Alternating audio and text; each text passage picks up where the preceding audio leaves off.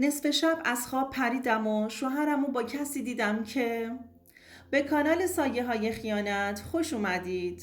ما در اینجا سرگذشت واقعی افراد رو روایت می کنیم. افرادی که مدتها نتونستند اونها رو به زبون بیارند و این کانال به اونها امکان رو میده که تجربیات تلخ زندگی خودشون رو با شما در میون بذارند و ممنون از شما که با شنیدن سرگذشتشون ما رو همراهی میکنید. پروین هستم. ما 2 بچه بودیم، 2 خواهر. مادر و پدرمون خیلی ما رو دوست داشتند. از گل بهمون کمتر نمیگفتند. دختر کوچیک هم من بودم. ما 2 سنگ صبور همدیگه بودیم. وقتی برای خواهرم پریسا خواستگار اومد خیلی دلم گرفت. اصلا دوست نداشتم پریسا رو که هم خواهرم بود و هم دوستم به این زودی ازش فاصله بگیرم. پریسا با عشق ازدواج کرده بود. پریسا به عشق ایمان داشت و میگفت اگر عشق باشه همه چی درست میشه. با اینکه پدر و مادرم مخالفت میکردن برای ازدواجشون، اما بازم روی پاش وایستاد و با بهروز ازدواج کرد. بهروز هم عاشقانه پریسا رو دوست داشت، اما وضعیت مالیش اصلا خوب نبود. هر چقدر جفت میزد تک می آورد. آخه فقط با ماشین خودش کار میکرد و هرچی هم درآمد داشت خرج هزینه های ماشینش میکرد و ته جیبش چیزی نمیموند که بخواد خرج زندگیش کنه. به این خاطرم تو فشار مالی بودند.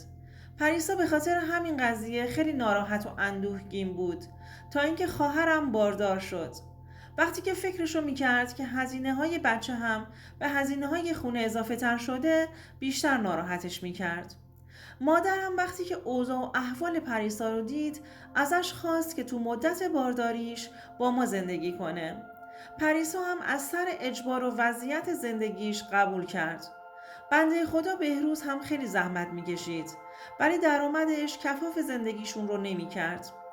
من و پریسا یه دوست مشترک هم به اسم مریم داشتیم. اونم تازه ازدواج کرده بود، اما به شکل سنتی و خانواده ها واسطه شده بودند.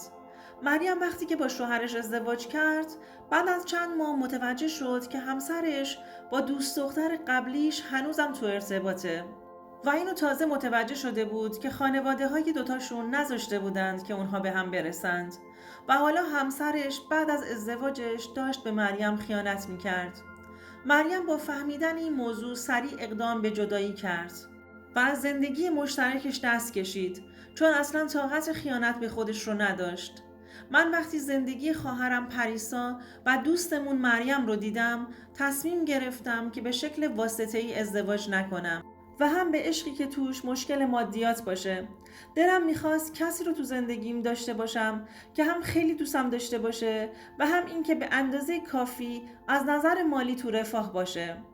یه روز وقتی که از کلاس برمیگشتم با پسری آشنا شدم. سیامک پسر با اصالتی بود. خیلی هم خوشتیپ و جذاب بود. از ظاهرش همون اول مشخص بود که از سطح خانواده مرفهی هستش. طرز لباس پوشیدنش، ساعت مارکی که دو دستش بود، حتی از ماشینی که زیر پاش بود. وقتی که منو دید به هم پیشنهاد دوستی داد. قند تو دلم آب شده بود. گفتم مثل اینکه خدا صدامو شنیده و سیامک رو تو مسیر راه زندگیم قرار داده. خیلی خوشحال بودم. با همه وجودم پیشنهادش رو قبول کردم. یه چند ماهی با هم دوست بودیم تا اینکه گفت که میخواد با خانواده‌اش بیاد خواستگاریم. بالاخره روز خواستگاری منم رسید و بیشتر از اون چیزی که فکر میکردم از نظر مالی قوی تر بودند. پدرم وقتی که دید من راضی هستم به ازدواجمون رضایت داد. سیامک از خانواده خیلی محترمی بود و سرش تو کسب و کار خودش بود. سیامکینا شرکت واردات خودرو داشتند. دوستان عزیزم، اگر تا اینجای داستان خوشتون اومد لطفاً این ویدیو رو لایکش کنید. سیامک هم کنار پدرش مشغول به کار بود. من عاشق سیامک شده بودم. مثل پروانه دورم میچرخید. نمیذاشت احساس تنهایی و کمبود کنم. خلاصه مراسم عروسیمون رو گرفتیم و رفتیم سر زندگیمون. سیامک واسه خودش خونه داشت که داده بود اجاره. بعد از ازدواجمون وقتی که مستاجرش رفت خونه رو تمیزکاری کرد و برای زندگی مشترکمون آمادش کرد. لحظه های شادی کنار هم داشتیم. از زندگی مشترکمون 6 سال میگذشت. اما من هنوز باردار نشده بودم. سیامک بهم میگفت که ناراحت نباش، شاید هنوز قسمتمون نشده. اینو واسه دلداری به من میگفت، وگرنه خودش بچه خیلی دوست داشت. سیامک مرد خوشخرجی بود و فوق‌العاده مهربون. من خودم رو خوشبخت‌ترین زن دنیا میدیدم. خلاصه دعاهای مادرم جواب داد و من باردار شدم. من دوران بارداری سختی رو پشت سر گذروندم. پزشکم بهم استراحت کامل داده بود. تمام کارها رو سیامک انجام میداد. خیلی دلم براش میسوخت. به محض اینکه از سر کارش میومد شروع میکرد به انجام دادن کارهای خونه. یه روز ازش خواستم برای راحتی خودش و اینکه منم جلوش معذب نباشم نیروی کار استخدام کنیم. سیامک که هیچ وقت روی حرف من حرف نمیزد با پیشنهاد من موافقت کرد. از یه شرکت خدماتی یه نیروی خانوم خواستم. اونا هم یه خانوم 45 ساله رو برام فرستادند. معصومه زن مهربون و تمیزکاری بود. خودش هم همسرش فوت شده بود و 2 بچه کوچیک داشت که از همین کار خدماتی گذرون زندگی میکرد. معصومه مدام کنارم بود و تمام کارهای خونه رو با دقت و وسواس کامل انجام میداد. از کار کردنش و همچنین دستپختش خوشم می اومد. از یه طرفم خیالم به خاطر سیامک راحت شده بود که دیگه کار خونه نمی کرد. روزها همینطور پشت هم می گذشتند و من و سیامک از کار معصومه خیلی راضی بودیم. منم 9 ماه بارداریم رو تو استراحت کامل گذرونده بودم. وقتی که موقع زایمانم شد منو به بیمارستان بردند و پسرم به دنیا اومد. یه روز تو بیمارستان موندم و بعدش مرخص شدم و اومدم خونه. اولش قرارمون این بود که معصومه تا موقع زایمان برامون کار کنه. اما بعدش وقتی دیدم که تازه زایمان کردم دلم خواست بیشتر بمونه و تو نگهداری از پسرم کمکم کنه. اونم که از خداش بود و واقعا هم از حق نگذریم تو کارهای خونه و بچه داری کمکم میکرد. من از شیر خودم به پسرم میدادم. به خاطر همین مجبور بودم که شبها چندین بار واسه شیر بچه از خواب بیدار شم. 3 ماهی گذشت. یه شب که تازه پسرم شیر خورده بود و خوابیده بود منم احساس خستگی بهم دست داد و زود خوابم برد. اما زیاد طول نکشید که وسط خواب پریدم. احساس میکردم پسرم داره گریه میکنه. اما وقتی پا شدم دیدم که سر جاش به آرومی خوابیده. وقتی چشمم به ساعت افتاد متوجه شدم که تازه بهش شیر داده بودم. بچه‌اشو هم تازه تمیز کرده بودم. گفتم حالا که بیدار شدم حداقل برم یه مقدار آب بخورم. رفتم تو آشپزخونه دیدم از اتاق مهمانمون یه صداهایی میاد. پاورچین رفتم جلوی در. در از نیمه باز بود. از لای در وقتی داخل اتاق رو دیدم با صحنه‌ای روبرو شدم که در جا خشکم زد. قلبم داشت از حرکت وای میستاد. سیامک و معصومه با هم بودند و اصلا فکرش رو نمی کردم که دوتاشون بهم خیانت کنند. دست و پام رو گم کرده بودم. خواستم برم داخل اتاق هرچی تو دهنم هست بهشون بگم. ولی منصرف شدم. دوستان عزیزم، آیا پروین به خاطر خیانتی که از سمت سیامک بهش شده بود به زندگی مشترکش ادامه میداد یا از این زندگی دست میکشید؟ لطفاً نظرتون رو برامون کامنت کنید. به خودم مسلط شدم و با اینکه برام دیدن اون لحظه سخت بود خواستم از روی منطق تصمیم بگیرم. دلم نمیخواست زندگی خودم و پسرم رو به خاطر اونا از دست بدم.